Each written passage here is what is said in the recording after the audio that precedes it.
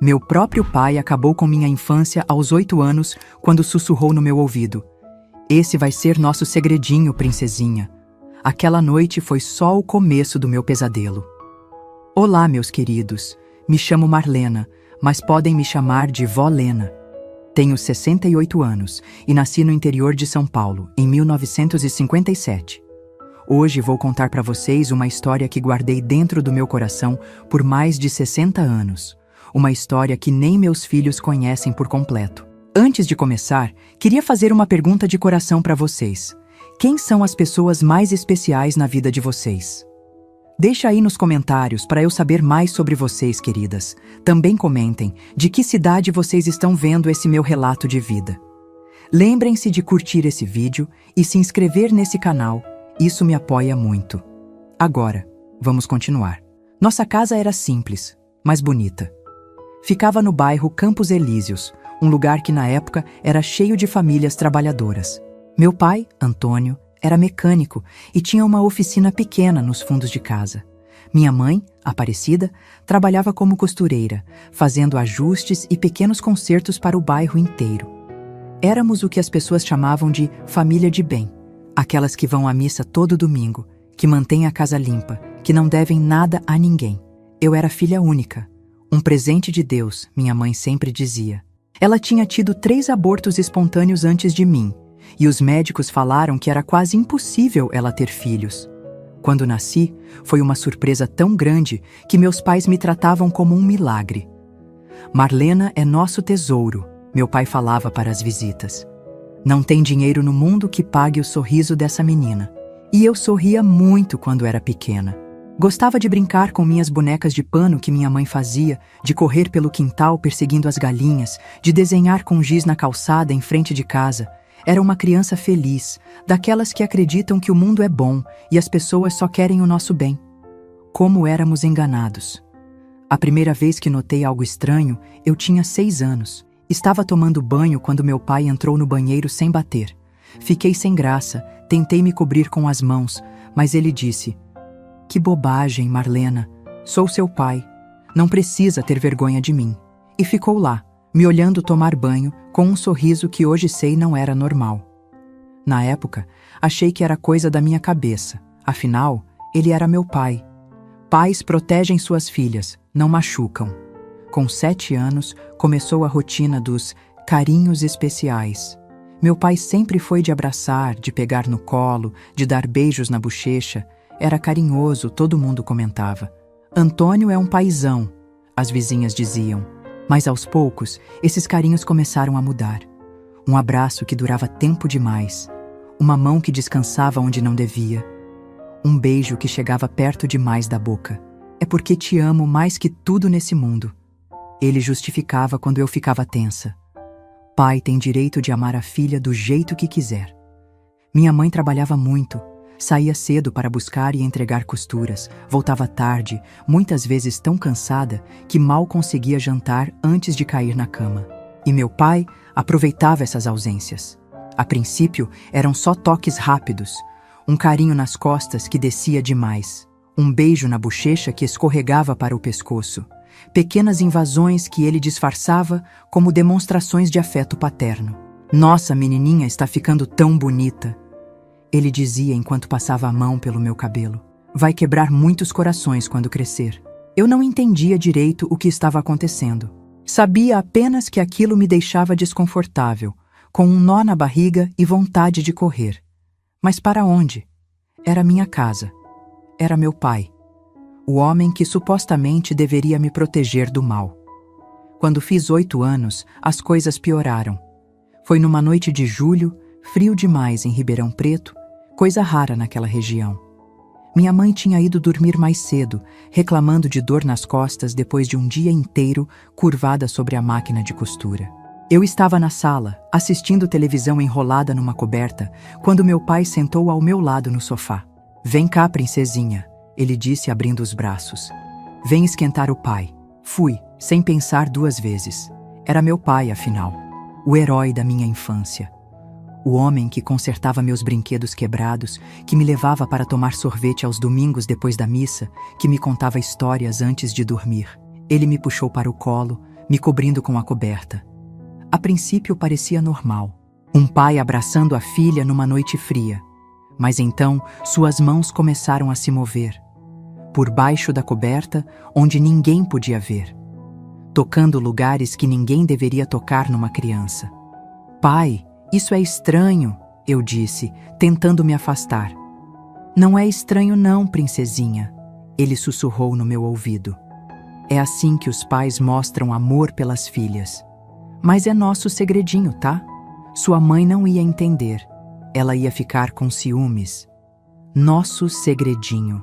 Como essas palavras me assombram até hoje. Como se fosse uma brincadeira, uma coisa especial que só nós compartilhávamos. Não era. Era o início do abuso que destruiria minha infância. Naquela noite, depois que ele terminou o que queria fazer comigo, me mandou para o quarto com um aviso. Se contar para alguém, vão levar você embora. Te botar num orfanato onde as crianças são maltratadas. Você não quer isso, quer? Eu tinha 8 anos. Acreditei. Claro que acreditei. Ele era meu pai. Por que mentiria para mim? A partir daquele dia, uma nova rotina se estabeleceu na nossa casa. Durante o dia, éramos a família perfeita. Meu pai, o mecânico respeitado do bairro. Minha mãe, a costureira talentosa. Eu, a menininha educada que tirava boas notas na escola. Mas à noite, quando minha mãe dormia, exausta do trabalho, nosso lar se transformava num cenário de pesadelo. Ele vinha ao meu quarto, sempre depois que tinha certeza que minha mãe estava dormindo profundamente. Abria a porta devagar, sem fazer barulho. Sentava na beirada da minha cama. Princesinha, ele sussurrava, hora do nosso segredinho. E eu fingia dormir. Fingia estar em outro lugar. Fingia ser outra pessoa. Criava mundos inteiros na minha cabeça enquanto ele fazia o que queria com meu corpo. Imaginava que estava voando sobre as nuvens, nadando no fundo do mar, correndo por campos de flores. Qualquer coisa para escapar da realidade daquele quarto escuro. Na escola, comecei a mudar. A Marlena sorridente e falante foi sumindo, dando lugar a uma menina quieta, de olhar distante. Minhas notas começaram a cair. Não queria mais brincar com as outras crianças. Preferia ficar sozinha, desenhando nos cantos, criando histórias onde meninas como eu eram salvas por anjos da guarda. O que está acontecendo com você? Minha professora, Dona Cida, perguntou um dia. Você parece triste. Quase contei. Quase deixei escapar nosso segredinho. Mas então lembrei da ameaça, o orfanato, os maus tratos e mais, o que aconteceria com minha mãe. Ela amava tanto meu pai. Como ficaria se soubesse a verdade? Nada não, professora, respondi. Só estou cansada. Cansada. Que palavra fraca para descrever o que eu sentia. Estava exausta. Exausta de fingir. Exausta de sorrir quando queria chorar. Exausta de viver 2 vidas. A menina normal durante o dia, a vítima à noite. Minha mãe também começou a notar as mudanças. Marlena, você está emagrecendo, ela dizia, enquanto media minha cintura para um vestido novo. E essas olheiras? Não está dormindo direito? Se ela soubesse por quê. Se ela imaginasse o que acontecia depois que fechava os olhos, vencida pelo cansaço do dia. Mas como contar? Como destruir nossa família? Como fazer ela enxergar que o homem com quem dividia a cama era um monstro disfarçado de pai amoroso? Então eu mentia. Estou bem, mãe. Só ando estudando muito. Os anos foram passando e o abuso continuou. Dos 8 aos 12 anos, vivi uma vida dupla. Para o mundo, era a filha do seu Antônio e da dona Aparecida, uma menina educada que ajudava a mãe com as costuras e que ia bem na escola, apesar dos altos e baixos. Em casa, à noite, era a vítima de um predador que deveria ser meu protetor. Meus amigos, essa parte da história é muito difícil de contar. Às vezes, sinto que as palavras ficam presas na garganta mesmo depois de tantas décadas. Mas sinto que preciso compartilhar, porque sei que tem muitas Marlenas por aí, sofrendo em silêncio, achando que estão sozinhas. Não estão. Eu entendo essa dor, passei por ela, e estou aqui para dizer que existe um caminho de saída. Se você está assistindo de algum cantinho do Brasil, me conte nos comentários. Isso me faz sentir menos sozinha nessa jornada de compartilhar minha história. E não se esqueça de deixar o like, tá? Ajuda muito esta vovó aqui a alcançar mais pessoas com essa mensagem. Quando fiz 12 anos, algo mudou na dinâmica da nossa casa. Minha mãe começou a receber mais encomendas de costura. Uma loja do centro da cidade havia contratado seus serviços, o que significava mais dinheiro, mas também mais trabalho. Ela passava dias inteiros fora de casa, entregando e buscando serviços. "Cuida da Marlena para mim", ela pedia ao meu pai antes de sair. "Não deixa ela sozinha." E ele respondia com aquele sorriso que me dava arrepios. "Pode deixar, Cida. Cuido da nossa princesinha como ninguém." Com minha mãe passando mais tempo fora, meu pai ficou mais ousado. Não esperava mais que ela dormisse para vir ao meu quarto. Agora, me abordava assim que ela saía pela porta. No banheiro, na cozinha, na sala. Qualquer cômodo da casa se tornava cenário do meu pesadelo. "Estamos ficando mais próximos, não é, princesinha?" ele dizia enquanto me tocava. "É nosso segredinho especial." Eu já não era mais a criança inocente que acreditava em tudo que ele dizia.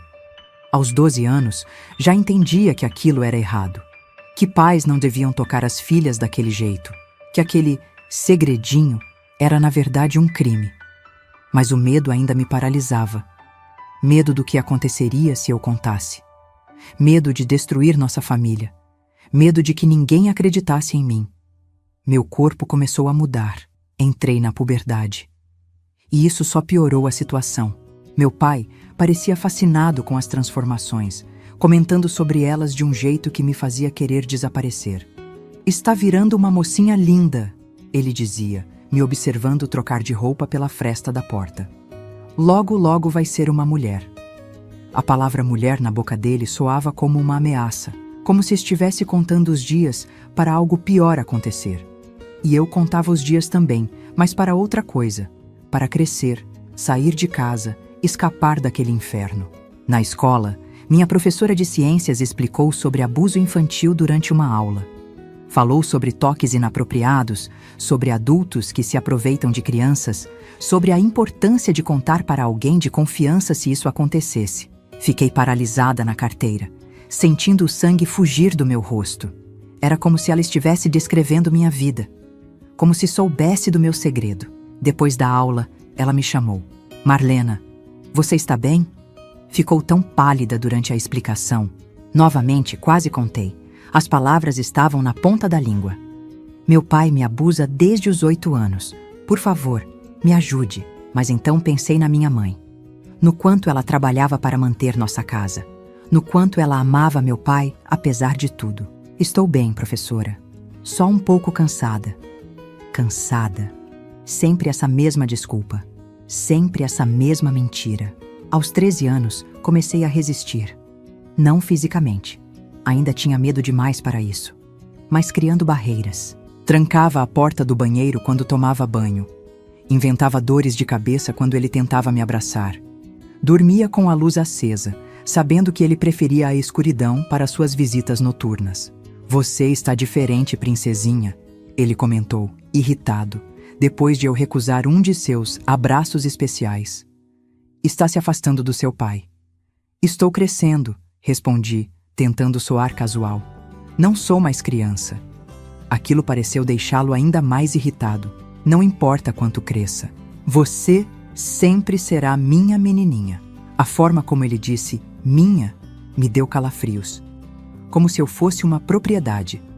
Um objeto que ele podia usar como quisesse. Foi nessa época que comecei a pensar em fugir. Fantasiava sobre pegar um ônibus para São Paulo, arrumar um emprego, começar uma vida nova longe daquela casa, daquele homem. Mas para onde iria uma menina de 13 anos?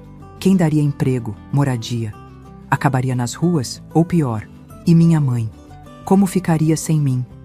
Então continuei. Continuei fingindo. Continuei sobrevivendo. Continuei esperando por um milagre que parecia nunca chegar.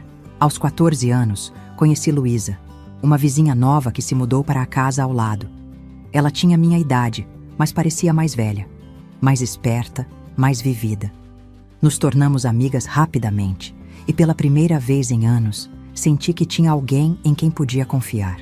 Uma tarde, estávamos sozinhas no quarto dela, ouvindo discos e conversando sobre meninos da escola, quando ela me perguntou algo que mudou tudo. Marlena, por que você sempre fica tensa quando seu pai chega perto? A pergunta me pegou desprevenida. Não sabia que era tão óbvio. Pensei em negar, em inventar alguma desculpa, mas estava cansada. Tão cansada de carregar aquele segredo sozinha. Luísa, se eu te contar uma coisa, você promete não falar para ninguém? Claro, somos amigas? E contei. Pela primeira vez, deixei as palavras saírem. Contei sobre os toques, as visitas noturnas, o segredinho. Contei como tinha começado quando eu tinha 8 anos e nunca tinha parado. Contei sobre o medo, a vergonha, a confusão. Luísa ficou pálida. Lágrimas escorriam pelo seu rosto enquanto eu falava. Quando terminei, ela me abraçou com tanta força que quase não consegui respirar. Marlena, isso é abuso, ela disse, a voz trêmula. Seu pai, ele é um monstro. Você precisa contar para sua mãe. Não posso, respondi, chorando também. Ela ama ele. Ia destruir nossa família. Ele já está destruindo você, Luísa argumentou. E se ele não parar? E se piorar? Não consegui dormir naquela noite. As palavras de Luísa ecoavam na minha cabeça. E se piorar? O que seria pior do que já estava acontecendo? A resposta veio mais rápido do que eu podia imaginar. A conversa com a Luísa plantou uma semente de coragem dentro de mim, mas o medo ainda era maior. Eu tinha acabado de fazer 14 anos e, para meu desespero, meu corpo estava se desenvolvendo de um jeito que atraía ainda mais a atenção doentia do meu pai. Ele não conseguia tirar os olhos de mim quando eu passava pela casa, sempre com aquele olhar que me fazia sentir suja, como se me despisse com os olhos. Marlena, como você está ficando parecida com sua mãe quando era jovem? Ele comentava na frente das visitas, passando o braço pelos meus ombros de um jeito que parecia inocente para quem via de fora. Tão linda, mas muito mais bonita. Minha mãe sorria, achando aquilo um elogio. Mal sabia ela o que aquelas palavras realmente significavam, o que acontecia quando ela não estava olhando. O jeito como a mão dele apertava meu ombro descia pelas minhas costas quando ninguém estava prestando atenção. Os abusos foram ficando mais frequentes e mais intensos. Se antes ele esperava minha mãe dormir, agora aproveitava qualquer momento em que ficávamos sozinhos. De manhã, antes dela acordar. Durante o dia, quando ela saía para entregar as costuras. À noite, fingindo que ia me dar boa noite. Princesinha, você está cada dia mais linda. Ele sussurrava entrando no meu quarto à noite. Você sabe o quanto é especial para o pai, não sabe? Eu fechava os olhos e tentava me transportar para outro lugar, como sempre fazia. Imaginava campos verdejantes, praias desertas, montanhas cobertas de neve, qualquer lugar que não fosse aquele quarto, aquela casa, aquela vida. Mas ficava cada vez mais difícil escapar mentalmente. O horror era muito real, muito presente, muito sufocante. Comecei a apresentar sinais físicos do trauma. Perdi peso drasticamente. Os uniformes escolares pareciam pendurados em um cabide quando eu os vestia. Minhas unhas estavam sempre roídas até a carne. Tinha espasmos noturnos, acordando gritando com pesadelos que não eram nada comparados com a realidade que vivia. Minha mãe começou a ficar realmente preocupada. Filha, você está doente? Precisa ir ao médico? Como explicar que minha doença não tinha cura com remédios? Que o veneno que me consumia vivia sob o mesmo teto, comia na mesma mesa, era o homem que ela amava?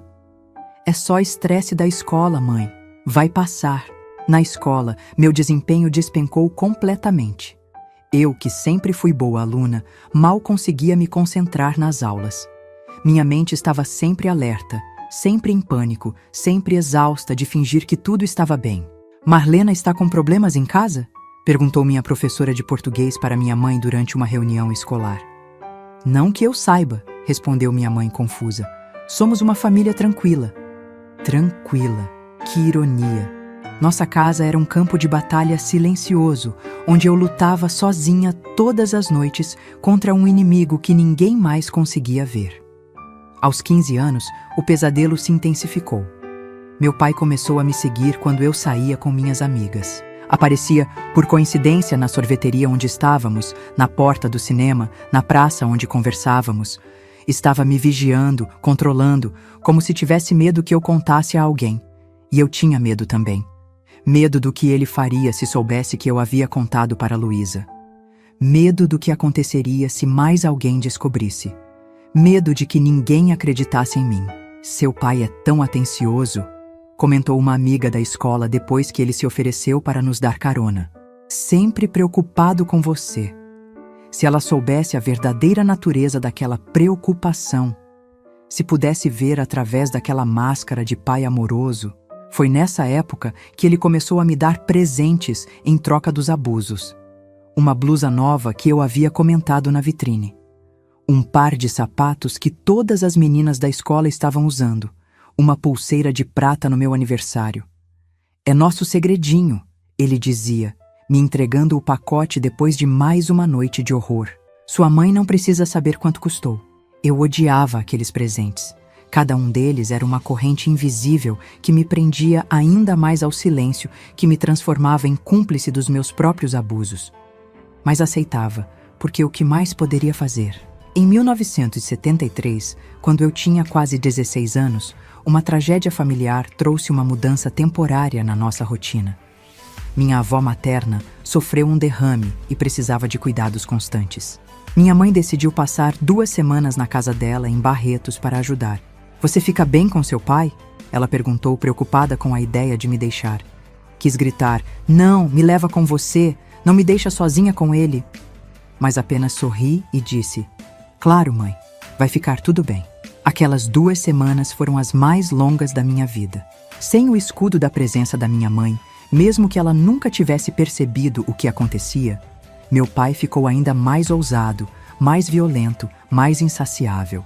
Agora somos só nós 2, princesinha, ele disse na primeira noite, depois que minha mãe viajou. Não precisa mais fingir, não precisa mais se esconder. Durante o dia, eu ia para a escola e ficava lá o máximo possível. Inventava trabalhos em grupo, atividades extracurriculares, qualquer coisa para evitar voltar para casa. Mas a noite sempre chegava. E com ela, o inevitável. Foi nesse período que conheci o Carlos, um menino da escola que começou a demonstrar interesse por mim. Ele era gentil, respeitoso, completamente diferente do homem que eu chamava de pai. Quando ele me convidou para sair, aceitei imediatamente, vendo ali uma chance de escapar de casa por algumas horas. Nos encontramos na Praça Central num sábado à tarde. Foi meu primeiro encontro, minha primeira tentativa de ter algo normal na vida. Carlos segurou minha mão enquanto caminhávamos, me comprou um sorvete, me fez rir com histórias bobas sobre o time de futebol da escola. Por algumas horas, esqueci do meu pesadelo, esqueci do que me esperava em casa. Quando ele me deu um beijo de despedida, um beijo inocente e doce como deveria ser o primeiro beijo de qualquer adolescente, senti uma mistura de emoções. Alegria por aquele momento de normalidade, tristeza por saber que minha vida estava longe de ser normal, e terror ao perceber que meu pai estava parado do outro lado da praça, nos observando. Quem era aquele moleque? Ele perguntou assim que entrei em casa, agarrando meu braço com tanta força que deixou marcas. O que você estava fazendo com ele? É só um amigo da escola, respondi, tentando me soltar. Não quero você se encontrando com meninos. Ele rosnou, os olhos escurecidos de raiva. Você é minha filha, minha. Aquela palavra, minha, saiu da boca dele como uma sentença de prisão. Como se eu fosse um objeto, uma propriedade, algo que ele possuía e não uma pessoa com vontades e desejos próprios. Pai, eu estou crescendo, tentei argumentar, encontrando coragem não sei onde. É normal sair com amigos. Normal? Ele riu, um riso que gelou meu sangue. Você acha que sabe o que é normal? Acha que entende o mundo lá fora? Aquele moleque só quer uma coisa de você e você sabe o que é.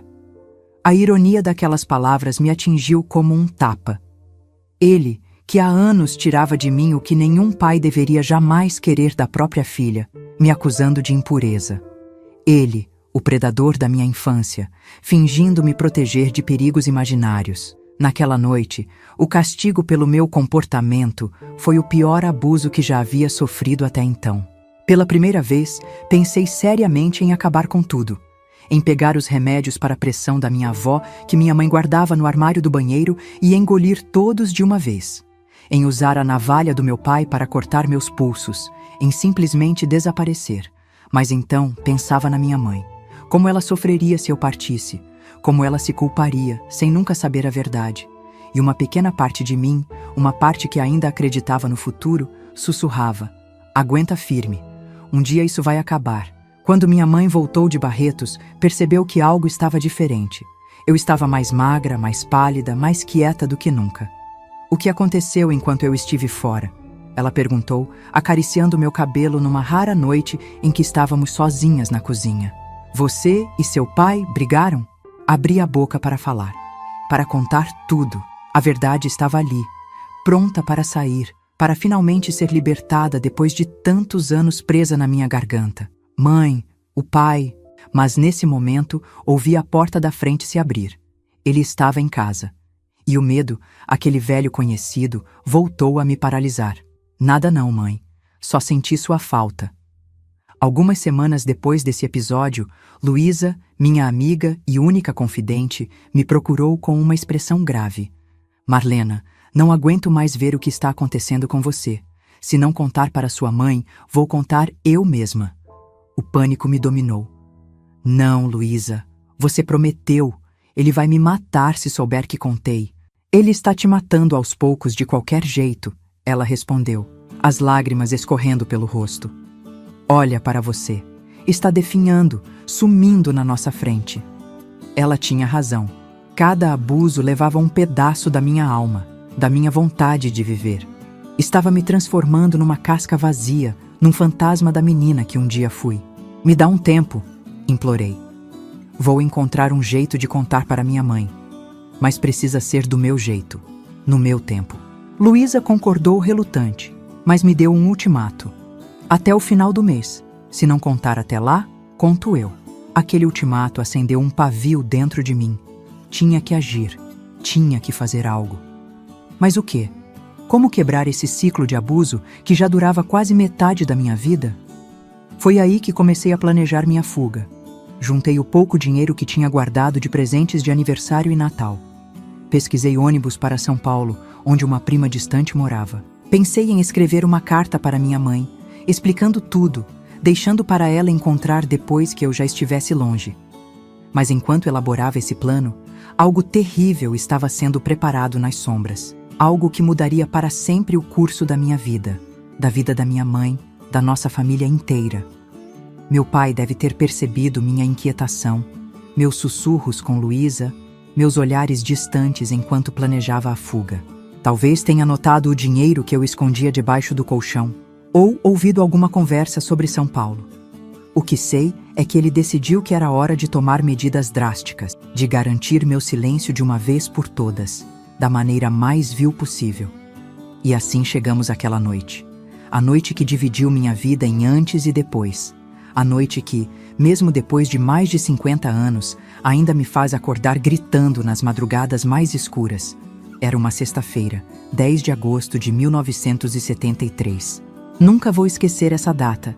Está gravada na minha alma como uma cicatriz que nunca desaparece completamente. Eu tinha acabado de completar 16 anos no mês anterior. O inverno estava no fim em Ribeirão Preto. Aqueles dias em que o calor já começava a dar sinais durante o dia, mas as noites ainda guardavam um frescor que fazia a gente dormir bem.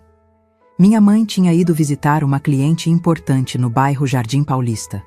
Uma senhora rica que sempre pedia vestidos exclusivos. Era um trabalho que pagava bem e mamãe não podia recusar. Volto antes das 10.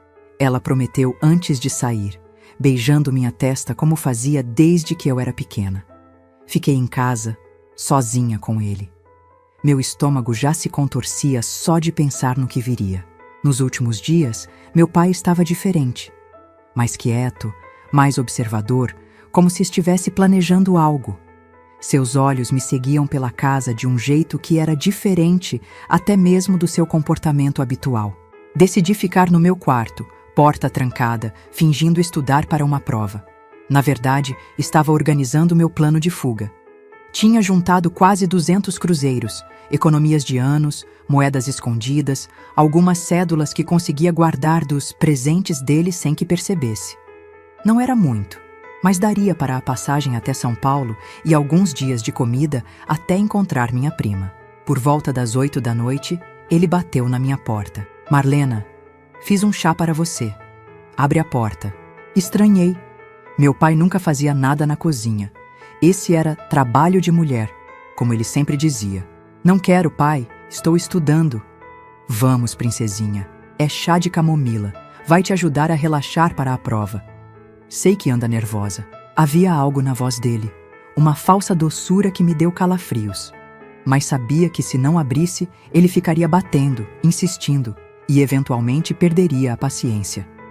Era melhor lidar com ele calmo do que enfurecido. Abri a porta apenas o suficiente para pegar a xícara. Obrigada, murmurei, tentando fechar novamente. Mas ele foi mais rápido, colocando o pé na fresta. Não vai tomar na minha frente? Fiz especialmente para você.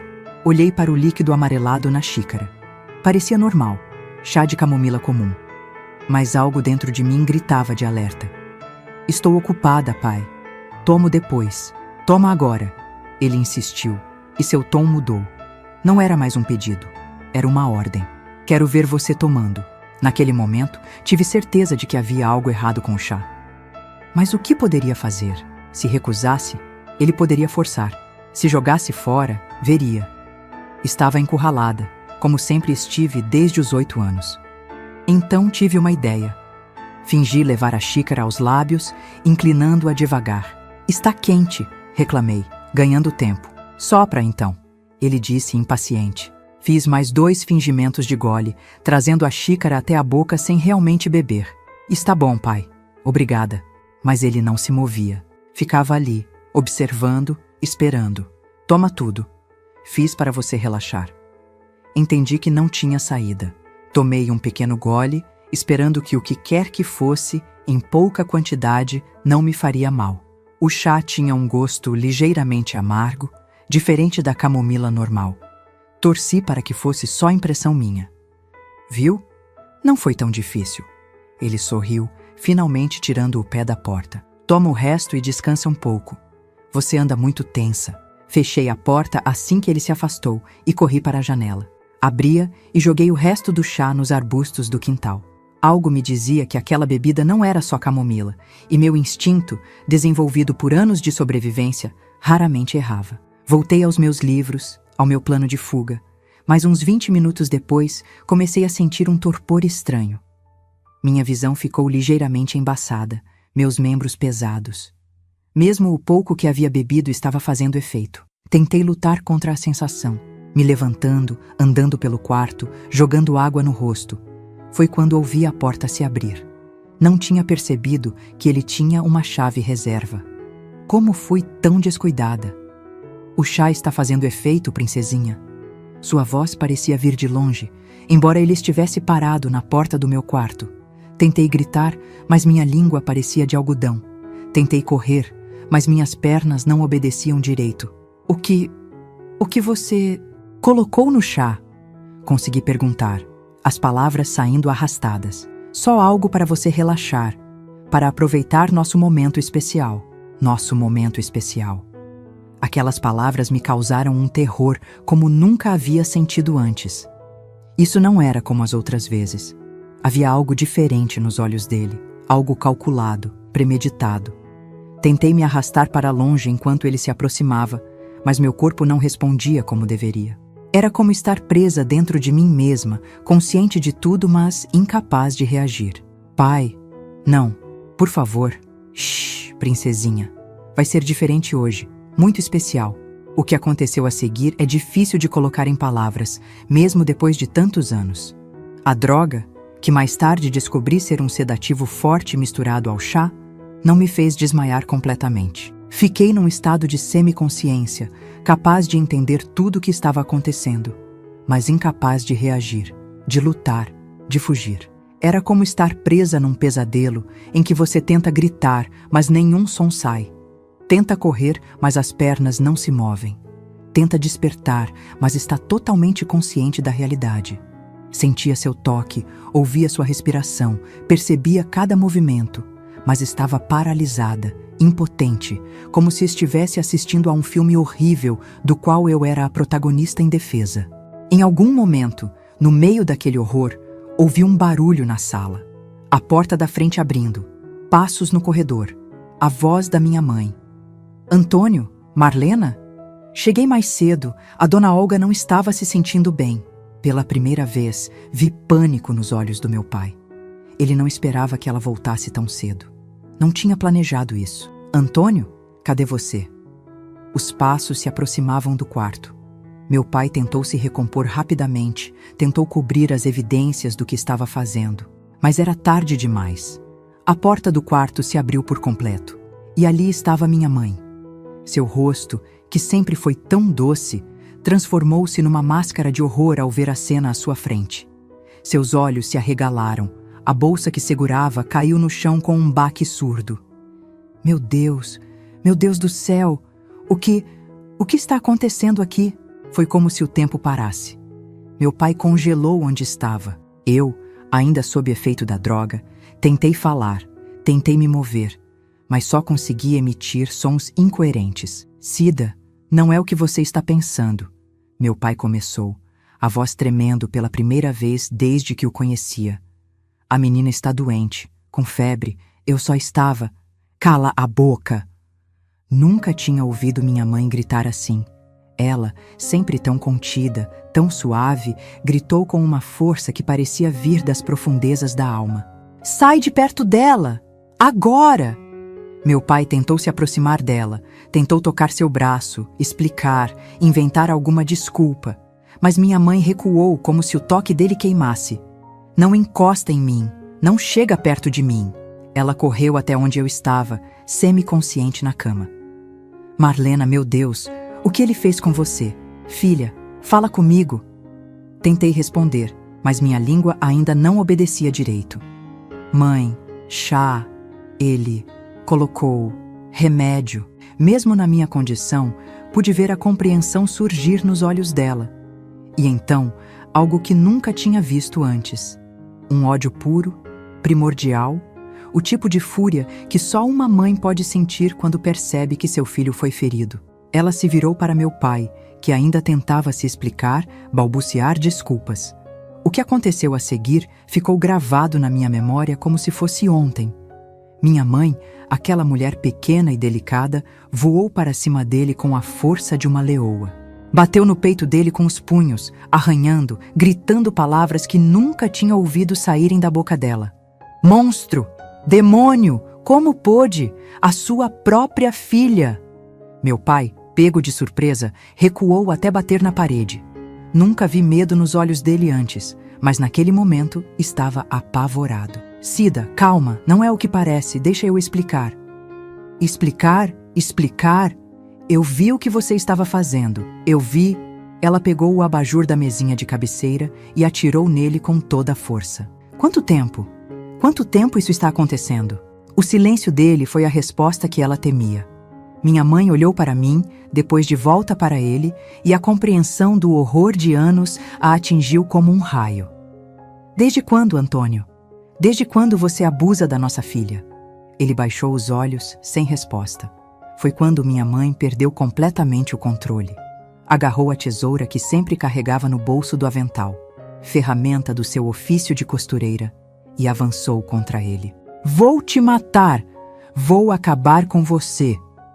A tesoura atingiu o braço dele, fazendo um corte profundo que imediatamente começou a sangrar.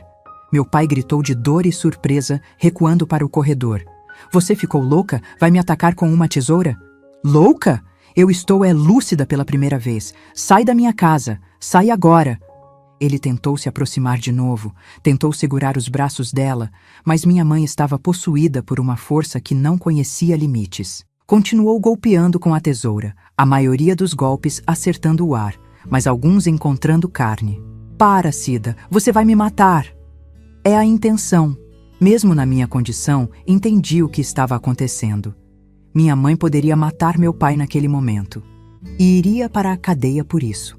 Nossa vida, já destruída, seria completamente arruinada. Reunindo toda a força que consegui encontrar, me arrastei até a beira da cama e gritei, a voz ainda arrastada pela droga: "Mãe, para, não vale a pena."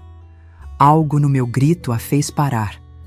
Ela olhou para mim, depois para a tesoura em sua mão, coberta do sangue dele, e então para o próprio avental, também manchado de vermelho. "Meu Deus, o que estou fazendo?" Aproveitando esse momento de hesitação, meu pai correu para a porta da frente. Ouvi seus passos apressados, a porta se abrindo e fechando com força. Ele havia fugido. Minha mãe largou a tesoura e correu para mim, me abraçando, chorando como nunca tinha visto. "Filha, me perdoa. Me perdoa por não ter percebido. Como fui tão cega. Como não vi o que estava acontecendo na minha própria casa." Consegui finalmente abraçá-la de volta, meus braços recuperando um pouco do movimento. "Não foi sua culpa, mãe." "Foi sim, era minha obrigação te proteger. E eu falhei. Eu falhei terrivelmente." Nos abraçamos e choramos juntas, dois corações partidos tentando confortar um ao outro no meio de um pesadelo. Quando finalmente me recuperei o suficiente do efeito da droga para falar claramente, contei tudo. Desde o primeiro toque inapropriado quando eu tinha 8 anos, até aquela noite. Cada abuso, cada ameaça, cada manipulação. Foi como lançar 8 anos de veneno guardado, de segredos corrosivos. Minha mãe ouviu tudo em silêncio, lágrimas escorrendo pelo rosto, assentindo ocasionalmente, segurando minhas mãos com força. "Por que não me contou antes, filha?" "Tinha medo. Medo que você não acreditasse. Medo de destruir nossa família." "Que família?" ela perguntou, a voz amarga.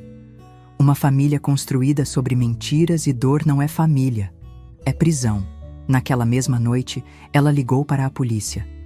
Quando os policiais chegaram, contou tudo o que tinha visto, tudo o que eu havia revelado.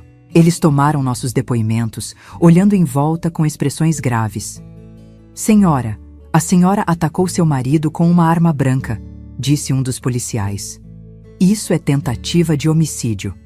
"Foi legítima defesa", respondeu minha mãe, sem hesitar. "Ele estava drogando e abusando da minha filha. Faria de novo se precisasse." O outro policial, mais velho e de semblante mais gentil, assentiu. "Vamos registrar como defesa da menor em situação de flagrante. Mas precisamos levar a menina ao hospital para exames." O hospital foi outra provação. Exames invasivos, perguntas constrangedoras, olhares de pena e de julgamento. Mas o importante é que comprovaram a presença de sedativos no meu organismo e evidências do abuso prolongado. Meu pai não voltou para casa naquela noite, nem na seguinte. Na verdade, ele fugiu de Ribeirão Preto, tentando escapar da justiça e da vergonha. Mas não iria longe. Aquela noite mudou tudo. O segredo havia sido exposto, a máscara arrancada, o monstro revelado. E embora a dor fosse imensa, embora o caminho à frente parecesse assustador e incerto, pela primeira vez em 8 anos, senti que podia respirar. O pesadelo não tinha acabado.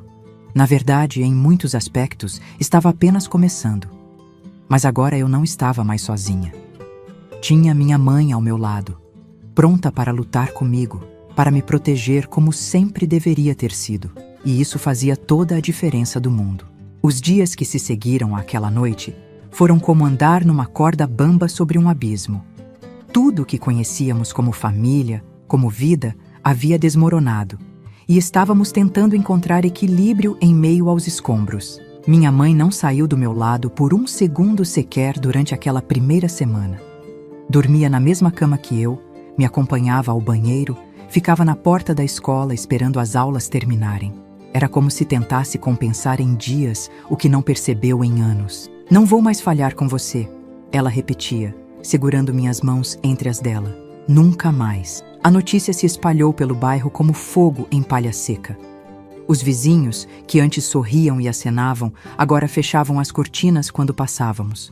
Alguns, os mais antigos principalmente, olhavam para minha mãe com desaprovação, como se ela tivesse traído o próprio marido ao denunciá-lo, e não o contrário. "Não olha para eles", minha mãe dizia quando percebia meu desconforto com os olhares. "Eles não sabem de nada, não viveram o que vivemos." Meu pai foi encontrado 3 dias depois em Franca, cidade a cerca de 100 quilômetros de Ribeirão Preto. Estava escondido na casa de um primo, planejando fugir para o Paraná. A polícia o prendeu sem resistência. Segundo o relatório, ele parecia resignado, como se soubesse que não poderia escapar para sempre.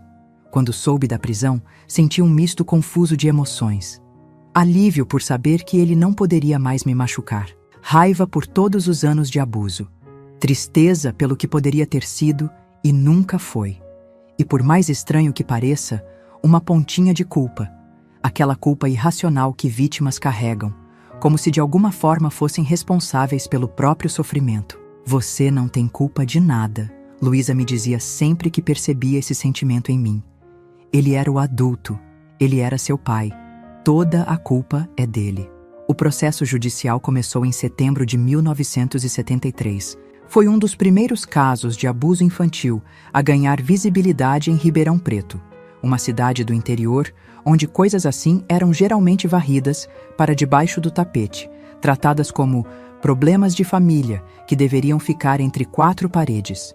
O juiz, Dr. Emanuel, era um homem sério de seus 50 anos, com olhos que pareciam enxergar através das pessoas. Quando entrei na sala de audiências pela primeira vez, trêmula e assustada, ele me olhou com uma gentileza que não esperava. Sei que é difícil estar aqui, ele disse, a voz calma e pausada. Mas você está fazendo a coisa certa. Está protegendo não só a si mesma, mas outras crianças que poderiam ser vítimas no futuro. Nunca tinha pensado nisso dessa forma. Que minha dor poderia, de alguma maneira, evitar a dor de outras. Que minha voz, por tanto tempo silenciada, agora poderia fazer diferença. Tive que depor várias vezes durante o processo. Contar e recontar cada detalhe dos abusos, desde os primeiros toques inapropriados até aquela última noite. Era como reviver o trauma repetidamente, arrancando curativos de feridas que mal haviam começado a cicatrizar. O advogado do meu pai, Dr. Mendes, era um homem magro com olhos pequenos e vorazes. Sua estratégia era clara desde o início: me desacreditar, insinuar que eu estava inventando histórias, sugerir que era uma adolescente problemática querendo chamar atenção. A senhorita não acha estranho nunca ter contado a ninguém em todos esses anos? Ele perguntava, a voz carregada de incredulidade forçada. Nem para sua mãe, nem para professores, nem para médicos? Contei para minha amiga Luísa, respondi, a voz trêmula, mas determinada. E ele me ameaçava, dizia que ninguém acreditaria em mim. Assim como ninguém deveria acreditar agora. Ele insinuou, provocando protestos imediatos do promotor e uma severa repreensão do juiz. Minha mãe sofreu tanto quanto eu durante o julgamento. Além de lidar com a culpa esmagadora de não ter percebido os abusos, teve que enfrentar as acusações de ter atacado meu pai com uma tesoura. A senhora não acha que reagiu de forma excessiva? Perguntou o advogado de defesa. Afinal, poderia ter chamado a polícia em vez de tentar fazer justiça com as próprias mãos. Quando vi aquele homem, meu marido, abusando da minha filha drogada, ela respondeu sem desviar o olhar. Não vi nada além de vermelho.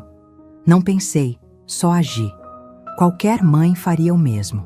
O processo se arrastou por quase 6 meses. 6 meses de idas e vindas ao fórum, de depoimentos dolorosos, de perguntas invasivas, de olhares de pena e julgamento. 6 meses em que tive que reviver o pior período da minha vida, sob o escrutínio de estranhos. A escola se tornou um campo minado. Alguns colegas se afastaram, como se o abuso fosse contagioso. Outros sussurravam pelos corredores quando eu passava. Houve até quem dissesse que eu tinha provocado meu próprio pai, que tinha pedido por isso de alguma forma. Não liga para eles, dizia Luísa, minha fiel escudeira em meio à tempestade. São ignorantes. Não sabem do que estão falando, mas as palavras machucavam mesmo assim. Cada sussurro, cada olhar, cada risadinha abafada era como sal em feridas abertas. Os professores tentavam ajudar à sua maneira.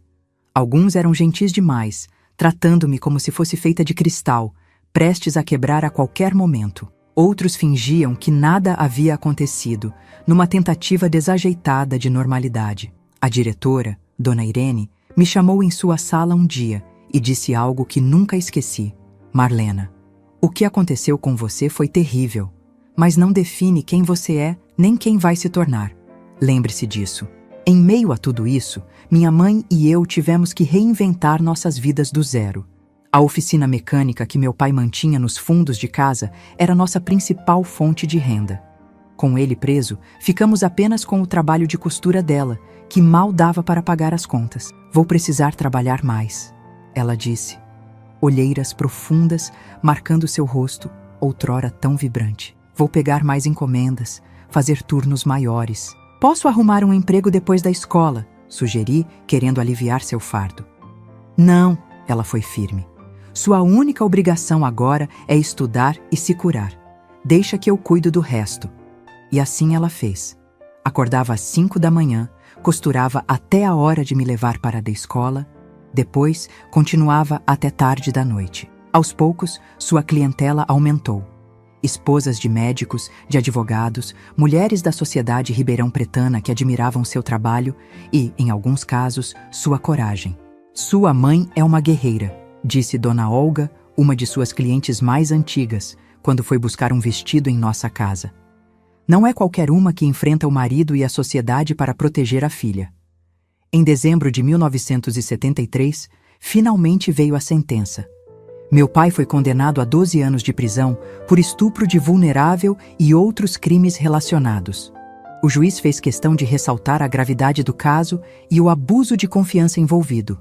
A sociedade confia aos pais a mais sagrada das missões: proteger e educar seus filhos, disse Dr. Emanuel na leitura da sentença.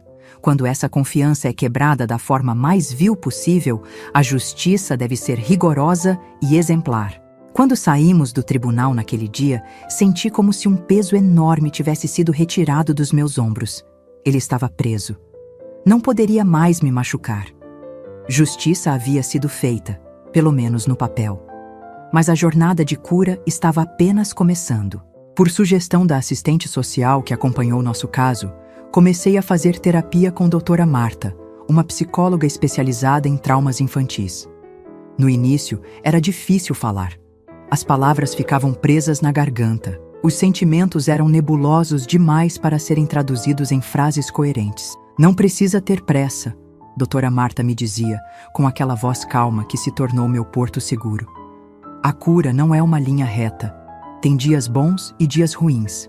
O importante é seguir em frente. Um passo de cada vez. Um passo de cada vez. Esse se tornou meu mantra nos meses que se seguiram. Quando os pesadelos me acordavam no meio da noite, suando frio e gritando. Quando os ataques de pânico me deixavam sem ar no meio da aula. Quando a simples visão de um homem que se parecia com meu pai me fazia congelar de terror. Um passo de cada vez. Minha mãe também começou a fazer terapia. A culpa a estava consumindo, transformando seus cabelos negros em fios grisalhos quase da noite para o dia. Ela se culpava por não ter percebido, por não ter me protegido, por ter trazido aquele homem para nossas vidas. A culpa nunca foi sua, eu repetia, numa inversão de papéis em que a filha tentava consolar a mãe. Você não sabia. E quando descobriu, fez tudo certo. Em janeiro de 1974, tomamos uma decisão difícil, mas necessária: vender nossa casa. Aquelas paredes guardavam memórias demais, dores demais. Cada cômodo era um gatilho, cada canto um lembrete do que havia acontecido ali. Conseguimos um bom preço. Ironicamente, o escândalo havia valorizado o imóvel aos olhos de compradores mórbidos. Com o dinheiro, alugamos um pequeno apartamento no outro lado da cidade, perto do centro, onde ninguém nos conhecia, onde podíamos recomeçar sem o peso dos olhares e dos sussurros. A mudança foi como um ritual de purificação. Deixamos para trás móveis, objetos, tudo que pudesse carregar a energia daquela casa, daquele homem. Compramos coisas novas, simples mas nossas, não contaminadas pelo passado. Minha mãe transformou a sala do apartamento em seu ateliê de costura. Comprou uma máquina nova, mais moderna, e começou a aceitar encomendas mais complexas. Vestidos de noiva, ternos sob medida, roupas que exigiam técnica e paciência. Estou pensando em fazer um curso de moda, ela me disse uma noite enquanto costurava um bordado delicado. Quem sabe abrir meu próprio ateliê um dia com meu nome na porta. Era a primeira vez em meses que havia sonhar com o futuro. Foi como ver uma flor nascendo em meio a concreto. Improvável, mas linda em sua resiliência. Eu também comecei a me reconstruir, peça por peça. Voltei a desenhar, hobby que havia abandonado nos anos de abuso. Comecei a escrever num diário, despejando nas páginas os sentimentos que ainda não conseguia verbalizar completamente. A escola continuava sendo um desafio, mas encontrei refúgio na biblioteca. Entre livros, ninguém me olhava estranho ou sussurrava pelas minhas costas. Ali podia me perder em outras vidas, outras histórias, escapar temporariamente da minha própria realidade. Foi na biblioteca que conheci Roberto, o novo professor de literatura. Recém-formado, cheio de ideias inovadoras, ele organizou um clube de leitura que rapidamente se tornou meu momento favorito da semana. Você tem um olhar crítico muito interessante, ele me disse após uma discussão sobre Machado de Assis. Já pensou em estudar letras? Nunca tinha pensado muito no futuro. Durante anos, minha única preocupação foi sobreviver ao presente. Mas aquela pergunta abriu uma porta que não sabia que existia. Um futuro, possibilidades, escolhas. Talvez, respondi, sentindo uma centelha de esperança acender em algum lugar dentro de mim.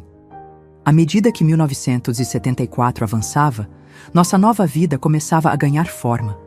O apartamento, antes estranho e impessoal, agora tinha nossa cara. Plantas nas janelas, quadros nas paredes, o cheiro de comida caseira impregnando os cômodos. Um lar, não apenas um lugar para morar. O ateliê de costura da minha mãe prosperava. Ela fazia roupas para as esposas dos homens mais importantes da cidade, criando uma reputação de excelência e discrição. Algumas dessas mulheres se tornaram mais que clientes, tornaram-se amigas, confidentes, apoio nos momentos difíceis. Eu havia melhorado na terapia, embora ainda tivesse dias ruins. Os pesadelos eram menos frequentes, os ataques de pânico mais controláveis. Comecei a me preparar para o vestibular, sonhando com a faculdade, com uma carreira, com uma vida que fosse verdadeiramente minha. Em agosto de 1974, recebemos uma notícia que abalou nossa recém-conquistada estabilidade.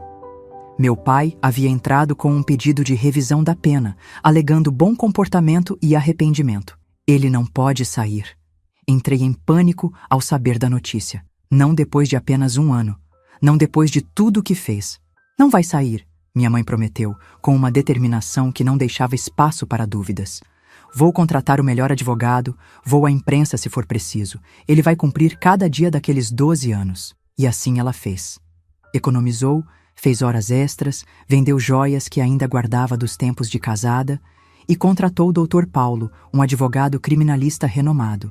Juntos, reuniram evidências, testemunhos, tudo que pudesse garantir que o pedido fosse negado. Em novembro, veio a resposta do juiz. Pedido indeferido. Meu pai continuaria na prisão, cumprindo sua pena integralmente. Foi mais um momento de alívio, mais uma pequena vitória na nossa jornada de reconstrução. Mas o impacto psicológico daquele susto foi grande. Percebi que mesmo preso, ele ainda tinha poder sobre nós. Ainda podia gerar medo, ansiedade, desestabilizar a frágil paz que havíamos construído.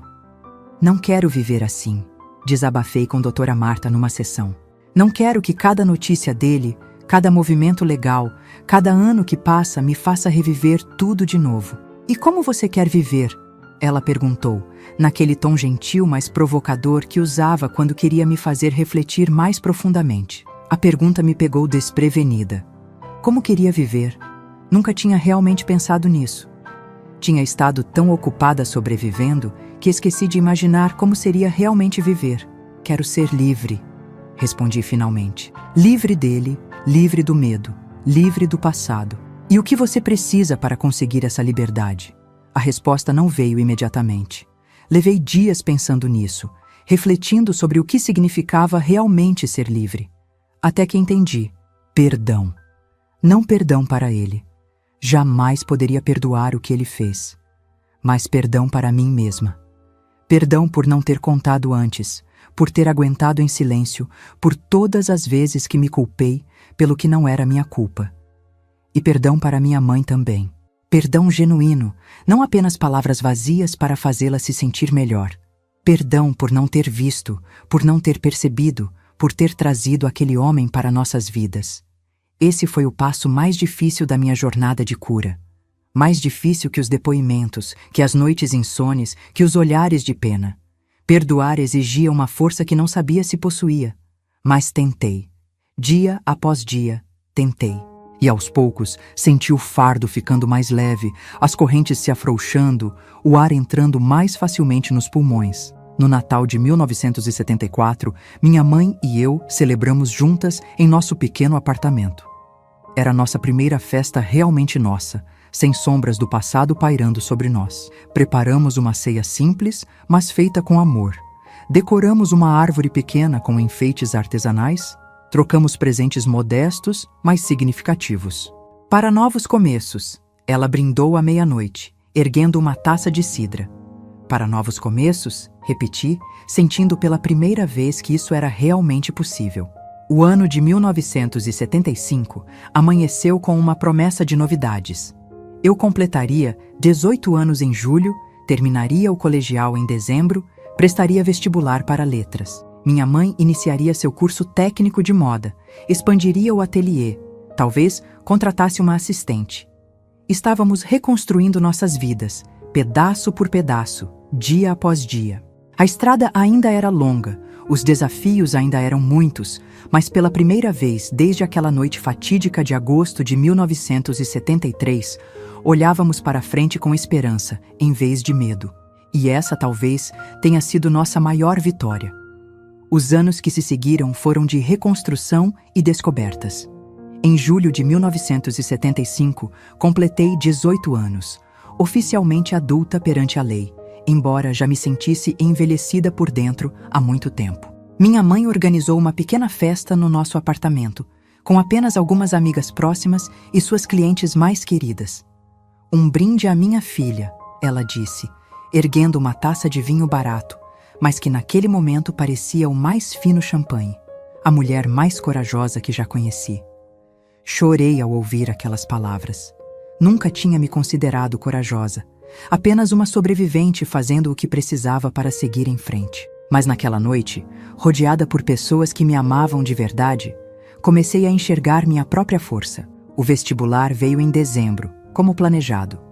Estudei como nunca antes, transformando os livros em refúgio, o conhecimento em escudo.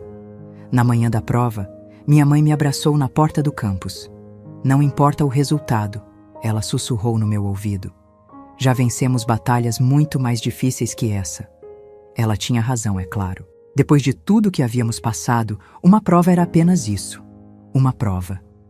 Entrei naquela sala com a serenidade de quem já enfrentou seus piores demônios e sobreviveu para contar a história.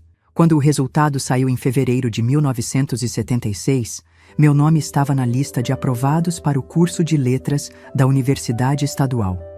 Minha mãe emoldurou a página do jornal com a lista e pendurou na parede da sala, ao lado do seu certificado do curso técnico de moda que havia concluído no mês anterior. "Olha só para nós", ela disse, admirando nossos pequenos troféus. "Quem diria, hein?" Quem diria, de fato. Em menos de 3 anos, havíamos transformado uma tragédia em impulso para crescer. O abuso não havia sido apagado, nunca seria, mas também não era mais a única coisa que definia nossas vidas. A faculdade se revelou um mundo novo e fascinante. Me apaixonei pelas aulas de literatura brasileira, pelos debates acalorados sobre linguística, pelas rodas de poesia que aconteciam nos jardins do campus. Pela primeira vez desde a infância, sentia prazer genuíno em estar viva, em aprender, em sonhar. Foi no 2º semestre que conheci Eduardo. Ele cursava direito no mesmo campus, um rapaz alto de óculos e sorriso gentil que frequentava o mesmo grupo de estudos de literatura que eu. Começamos como colegas, conversando sobre livros e filmes, compartilhando opiniões sobre os professores, discutindo os clássicos que tanto amávamos. "Você tem um jeito especial de analisar as personagens femininas", ele comentou um dia, após eu apresentar um trabalho sobre Capitu. como se enxergasse camadas que ninguém mais vê. Sorri sem responder. Claro que enxergava camadas invisíveis aos outros. Havia passado anos decifrando silêncios, interpretando olhares, lendo nas entrelinhas para sobreviver. Nossa amizade cresceu lentamente, organicamente. Eduardo era diferente de qualquer rapaz que já havia conhecido.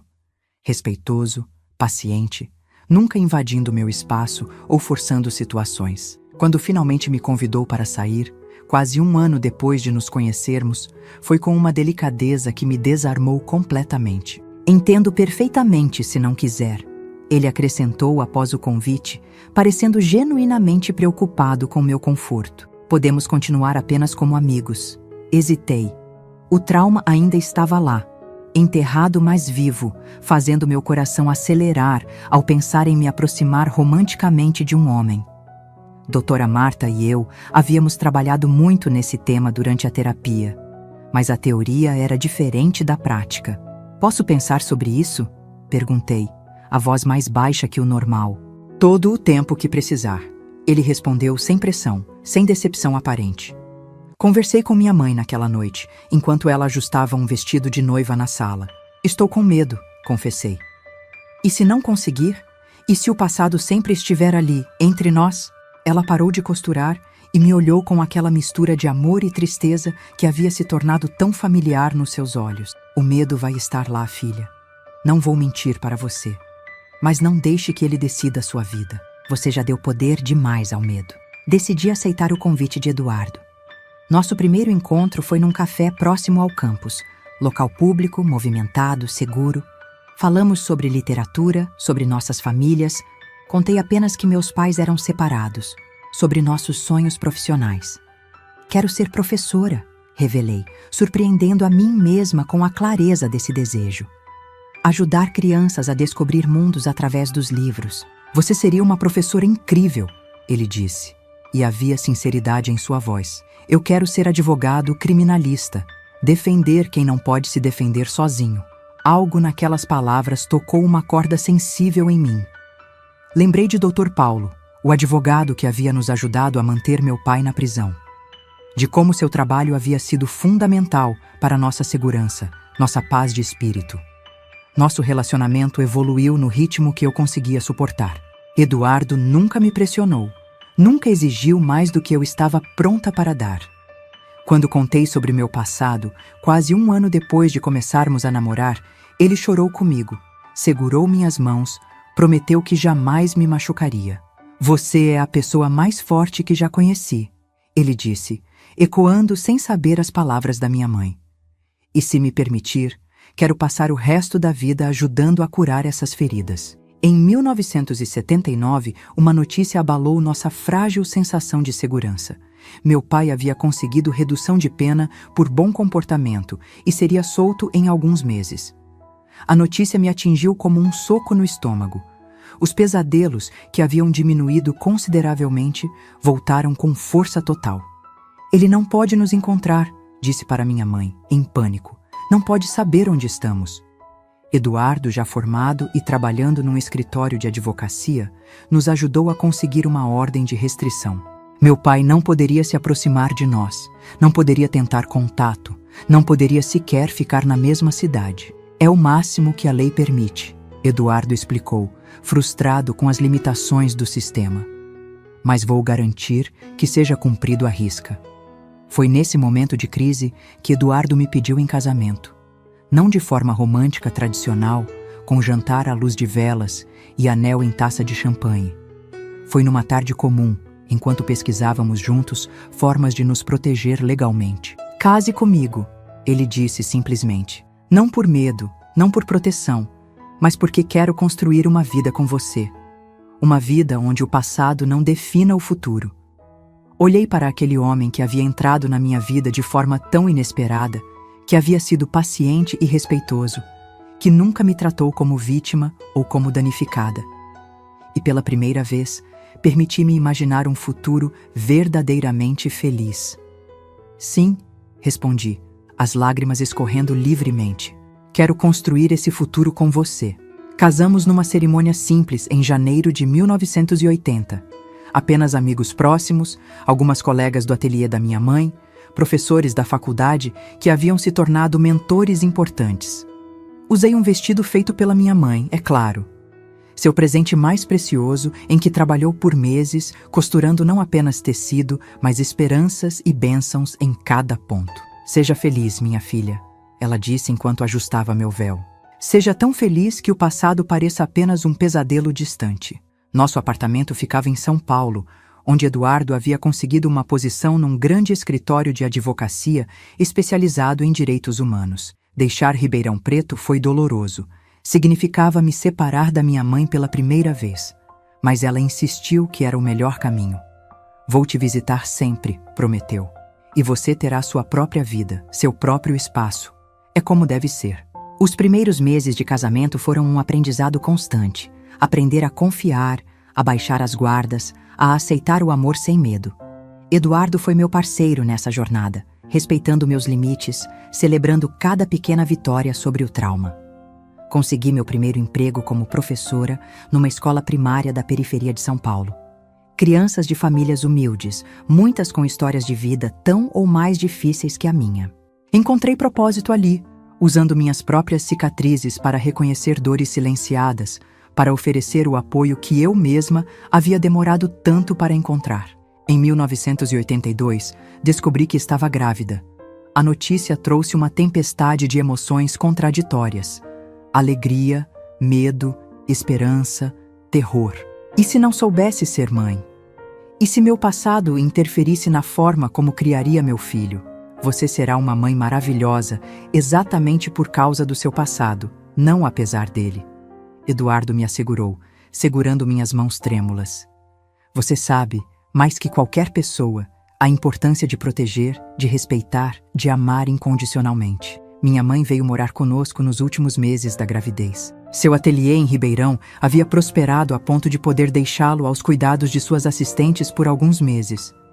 Sua presença foi um bálsamo para minhas inseguranças. Tenho tanto medo de falhar como mãe. Confessei uma noite, acariciando minha barriga enorme. Como você teve coragem de me ter, sabendo quão assustador é o mundo? A maternidade é um ato de fé, filha. Ela respondeu, os olhos brilhando com uma sabedoria que só os anos podem trazer. Fé de que, apesar de tudo que pode dar errado, algo maravilhoso vai surgir.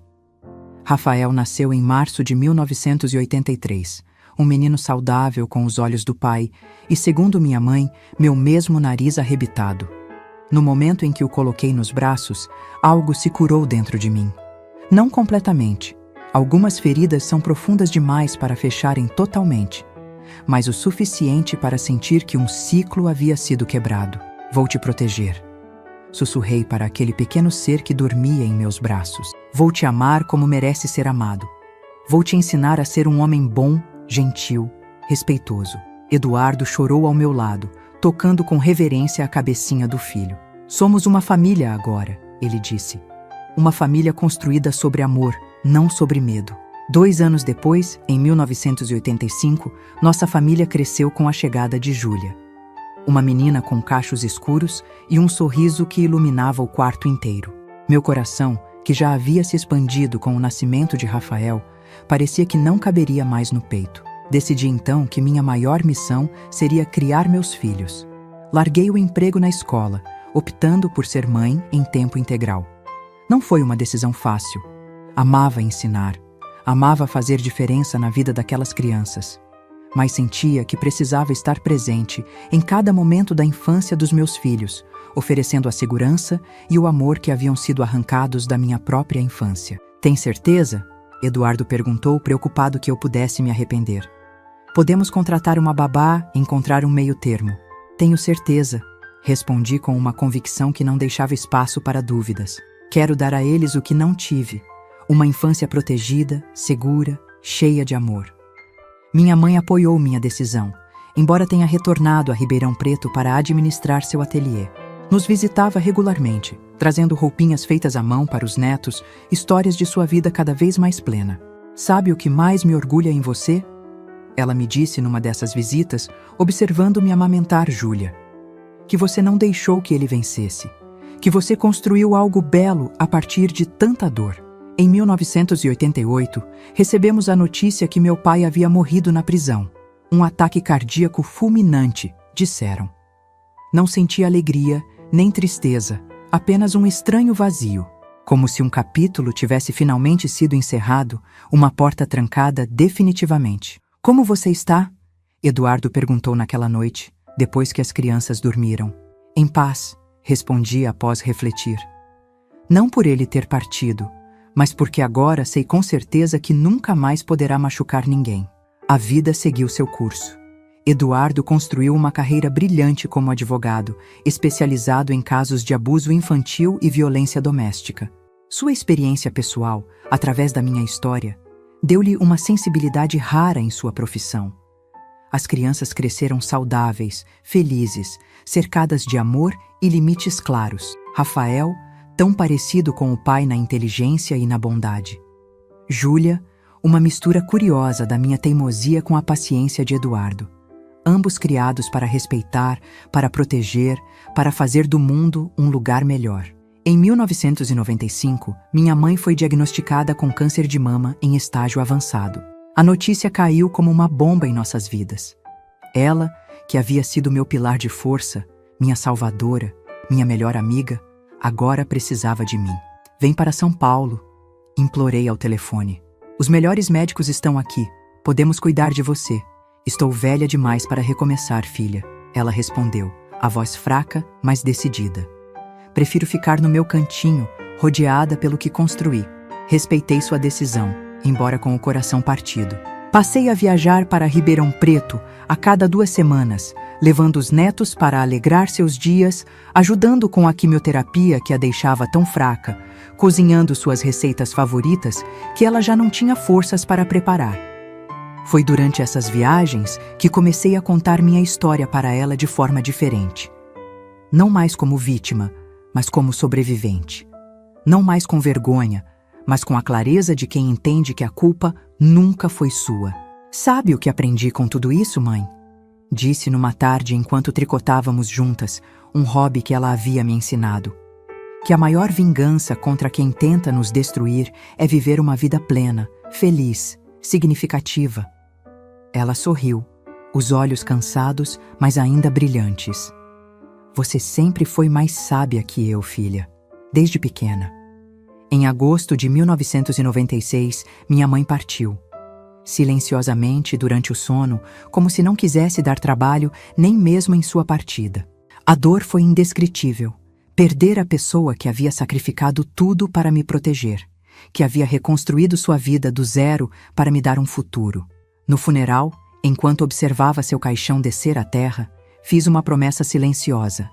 Continuaria seu legado de força, de proteção, de amor incondicional.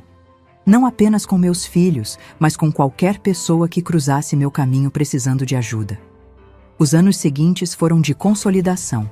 Rafael formou-se em medicina, decidido a ajudar crianças traumatizadas. Júlia seguiu os passos do pai no direito, com foco especial em direitos das mulheres. Ambos conheciam minha história. Contei quando atingiram a idade apropriada, sem detalhes gráficos, mas com a verdade necessária para entenderem de onde vinha minha superproteção, meus ocasionais momentos de pânico, minha insistência em valores como respeito e consentimento. Você é a mulher mais forte que conheço, mãe, Júlia me disse após ouvir minha história. Agora entendo por que dedicou sua vida a nós. Não foi sacrifício, respondi, acariciando seu rosto tão parecido com o meu na juventude. Foi escolha, a melhor escolha que já fiz. Eduardo e eu envelhecemos juntos, nosso amor amadurecendo como vinho bom. Ele nunca deixou de ser o homem gentil e respeitoso que conheci na faculdade. Nunca me fez sentir menos por minhas cicatrizes. Nunca me tratou como frágil ou quebrada. Sabe o que mais amo em você? Ele me perguntou numa noite, já com os cabelos grisalhos e rugas ao redor dos olhos. Sua capacidade de transformar dor em amor. De usar suas feridas para curar os outros. E aqui estou eu agora, aos 68 anos, vovó Lena para 5 netos maravilhosos, compartilhando minha história pela primeira vez publicamente. Não por sensacionalismo, não por pena, mas na esperança de que possa ajudar outras Marlenas por aí. sofrendo em silêncio, achando que estão sozinhas, que não há saída. Há saída, meus queridos. Há cura, há recomeço, há vida, plena, significativa, bela, mesmo após o pior dos traumas. Não digo que é fácil, não digo que as cicatrizes desaparecem completamente, mas elas podem se transformar de símbolos de dor em medalhas de coragem. Se você está assistindo isso e se identificou com minha história, saiba que não está sozinho, que merece ajuda, merece proteção, merece amor. Que o que aconteceu com você não define quem você é nem quem pode se tornar. Meus queridos, se esta história tocou seu coração, por favor, deixe seu like e se inscreva no canal. Cada inscrição, cada curtida, ajuda esta vovó aqui a levar sua mensagem para mais pessoas que precisam ouvir que há esperança, que há cura, que há recomeços. E não se esqueçam de entrar no nosso grupo do WhatsApp. O link está na descrição do vídeo. Lá mandamos todos os dias histórias reais de outras vovós, mulheres que, como eu, transformaram suas dores em força e seus traumas em sabedoria. No grupo, você encontrará apoio, compreensão e uma comunidade de pessoas que entendem o que é reconstruir a vida após experiências difíceis. Um abraço carinhoso desta vovó que aprendeu que nossas cicatrizes, quando aceitas e compreendidas, não nos enfraquecem, nos dão um tipo especial de força que só quem sobreviveu ao pior pode entender. Se você assistiu até aqui, querida, comente amém nos comentários. Obrigada, queridas.